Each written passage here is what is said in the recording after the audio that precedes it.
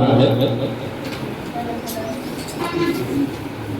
उसके बाद हमारे नार्जिगिस्तान जो बंद हो चुका था, उस नार्जिगिस्तान जिसके अंजुमन इस्लाहुल लिसान के मातहत तो शायद होता था, उस अंजुमन इस्लाहुल लिसान को तलशेरी में दोबारा कायम किया गया। फिर तलशेरी से उसी नाम से, नार्जिगिस्तान के नाम से दोबारा इसाक फकीर साहब अखबार शाये करने शुरू कर दिए थे।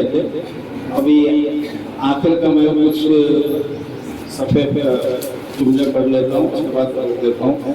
उर्दू के एक जियाले केटीसी वीलान साहब 1971 में कालीकट के सेनामंगलोर मकाम पर उर्दू की तरक्की तरवीज के लिए केरला उर्दू प्रचार समिति के नाम से एक अंजुमन कायम की। इसी के ज़ेर एहतमाम जनवरी 1993 में मलबारी आवाज़ के नाम से एक 15 रोज़ा अखबार शाये हुआ। झलक नाम का बच्चों का एक रिसाला मोहम्मद पूरी मंडी की सरपरस्ती में जिला मलप्पुरम के कस्बे पुनर्वा